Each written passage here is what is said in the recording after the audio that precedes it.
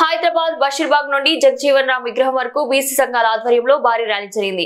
స్థానిక ఎన్నికలను వాయిదా వేసి బీసీలకు హామీ ఇచ్చిన 42% రిజర్వేషన్లు వెంటనే అమలు చేయాలని ఎంపీ ఆర్ కృష్ణయ్య డిమాండ్ చేశారు. రిజర్వేషన్ల విషయంలో ప్రభుత్వం నియంతృత్వ ధోరణి ప్రదర్శిస్తుందని తీవ్ర ఆక్షేపణలు వ్యక్తం చేశారు. హైకోర్టు బీసీ కమిషన్ సూచనలు ఉన్నప్పటికీ ప్రభుత్వం స్పందించకపోవడం సిగ్గుచేటని విమర్శించారు. హైదరాబాద్ బషీర్బాగ్ లో బీసీ సంఘాల పిలుపుతో భారీ ర్యాలీ జరిగింది. బషీర్బాగ్ నుండి జగజీవన్ రామ్ విగ్రహం వరకు రాష్ట్ర బీసీ యువజన సంఘం అధ్యక్షుడు జిల్లెపల్లి అంజీ, బీసీ విద్యార్థి సంఘం కన్వీనర్ మోదీ రామ్దేవ్ ఆధ్వర్యంలో ఈ ర్యాలీ సాగింది. కార్యక్రమానికి ముఖ్య అతిథిగా హాజరైన BC JAC chairman MP R Krishnaiah తీవ్ర వ్యాఖ్యలు చేశారు. స్థానిక ఎన్నికలను వాయిదా వేసి బీసీలకు ఇస్తామన్న 42% రిజర్వేషన్లు అమలు చేయాల్సిందేనని ఆయన స్పష్టం చేశారు. బీసీలను మోసం చేస్తూ రోల్ మోడల్ అంటారా అంటూ ప్రభుత్వంపై ప్రశ్నలు సంధించారు. రాష్ట్ర బీసీ కమిషన్ మాజీ చైర్మన్ వక్లాభరణం కృష్ణమోహన్ రావు కూడా ముఖ్య వ్యాఖ్యలు చేశారు. హైకోర్టుకు సమర్పించిన డెడికేటెడ్ కమిషన్ నివేదికలో పద్ధతి పాటించలేదని హైకోర్టు అసంతృప్తి వ్యక్తం చేసిందని, అయినప్పటికీ ప్రభుత్వం ఎన్నికల ప్రక్రియను ముందుకు నెడుతుండడం నియంతృత్వ ధోరణికి పేర్కొన్నారు. బీసీ కమిషన్ స్వయంగా రిజర్వేషన్లో అన్యాయం జరుగుతుందని చెప్పినా ప్రభుత్వం చలనం లేకపోవడం సిగ్గుచేటని కృష్ణయ్య మండిపడ్డారు. ప్రజల ఆత్మగౌరవాన్ని దెబ్బతీసే నిర్ణయాలు తీసుకుంటే శ్రీలంక, బంగ్లాదేశ్, నేపాల్లో జరిగిన పరిణామాలను గుర్తుపెట్టుకోవాలని హెచ్చరించారు. బీసీ సంక్షేమ సంఘం జాతీయ కోఆర్డినేటర్ డాక్టర్ ర్యాగర్షి అరుణ్ కుమార్ మాట్లాడుతూ ప్రజలకు మేలు చేయాల్సిన ప్రభుత్వం రహస్య ఎజెండాతో నడుస్తుందని విమర్శించారు. ప్రజాస్వామ్యం అంటే ప్రజల ఆకాంక్షలకు అనుగుణంగా పాలన, కానీ రేవంత్ ప్రభుత్వం అందుకు విరుద్ధంగా వ్యవహరిస్తుందని దుయ్యబట్టారు.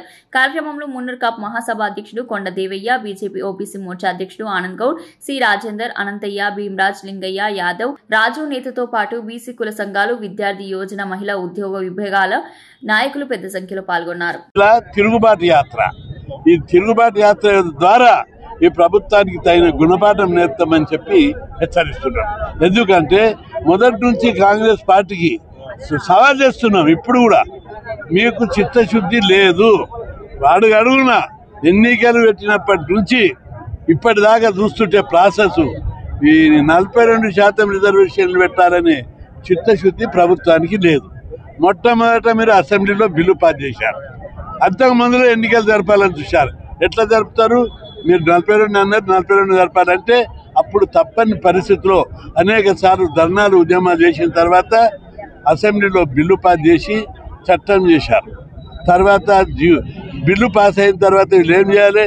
ఆ బిల్లును తీసుకొని ప్రధానమంత్రి దగ్గరికి అఖిలపక్షాన్ని తీసుకొని పోవాలి.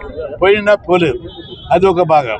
అంతేకాదు పార్లమెంట్లో వీళ్ళకి నిజంగా చిత్తశుద్ధి ఉంటే పార్లమెంట్లో కాంగ్రెస్ పార్టీ అలయన్స్కు మిత్రపక్షాల కలిపి 236 మంది ఎంపీలు అంటే మామూలు ముచ్చట కాదు. అది ఒక బీహార్ ఓటు చోరీ విషయంలో నెల రోజులు మొత్తం పార్లమెంటును బహిష్కరించారు. ఇక్కడ ఒక్కరోజు కూడా బీసీల విషయం లోపల గత పార్లమెంట్ లోపల నేను చెప్పాను మీరు బహిష్కరించండి అని. ఒక్కరోజు కూడా బహిష్కరించలేదు. అంటే మీకు ఎక్కడ చిత్తశుద్ధి ఉంది? పోని బహిష్కరించలేదు. ఒక ప్రైవేట్ బిల్లు పెట్టారా? ప్రైవేట్ బిల్లు పెట్టే అవకాశం ఉంది మీకు. 240 మంది, 36 ప్లస్ 45 240-50 దాకా మంది మెంబర్లు ఉన్నారు. మీరు ప్రైవేట్ బిల్లు పెడితే పాస్ కూడా అవుతుంది. ఎందుకు పెట్టలేదని నేను అడుగుతున్నా. అంతేకాదు అడుగున మీరు ఇప్పుడు ఈ బిల్లు 23కు తగ్గించినాక మేము ఆచరణలో 60% ఇస్తామన్నారు.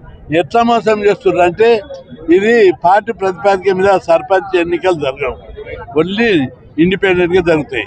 మేము పార్టీ ప్రతిపాదికగా 42% ఇస్తామని బీసీలను ఇంకా మోసం చేయడానికి మాట్లాడుతున్నాం. కాబట్టి మీ లోపల చిత్తశుద్ధి లేదు. అడుగున బీసీలను మోసం చేయాలనేది తప్ప న్యాయం చేయాలనే చిత్తశుద్ధి మీకు లేదు. అందుకే మీ వైఖరి మార్చుకోవాలి. ఎన్నికలను వాయిదా వేయాలి, 42% అమలు చేయాలి. మళ్ళీ మేము హైకోర్టులో వాయిదా నిన్న పెండింగ్ పెట్టారు, మేము స్టే ఇవ్వలేదు.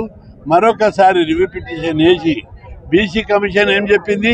అవకతవకలు జరిగినాయి, అక్రమాలు జరిగినాయి, బీసీలకు అన్యాయం జరిగిందని చెప్పింది. బీసీ కమిషన్ ఎవరి ఆధీనంలో ఉంది? రాష్ట్ర ప్రభుత్వ ఆధీనంలో. ఇండిపెండెంట్ సంస్థ అయినా, క్వాసీ జ్యుడిషియల్ సంస్థ అయినా వాళ్ళు ప్రభుత్వం చెప్పు చేతాలు ఉంటారు. ప్రభుత్వ సంస్థనే బుద్ధి ఉన్నదా? ఆ మైండ్ అప్లై చేస్తున్నా మీరు? ఒక జిల్లా భద్రాచలంలో ఒక్క సర్పంచ్ పదవి బీసీకి రాలేదు. 160 గ్రామాలలో వార్డు మెంబర్ ఒక్కడు కూడా బీసీలకు రాలేదు. ఇంత అన్యాయం పట్ట పగలు కనిపిస్తుంది. లెక్కలు రావా మీకు? మంత్రి సీతక్క, అదేవిధంగా పొన్నం ప్రభాకర్, ఇంకా చాలా మంది మంత్రులు బట్టి విక్రమార్క బీసీలకు అన్యాయం జరగలేదంటారు. మేము ఓపెన్గా ఛాలెంజ్గా సవాల్ చేస్తున్నాం. మీరు ఒక అఖిలపక్ష సమావేశం పెట్టు, అందులో మేము చూపిస్తాం.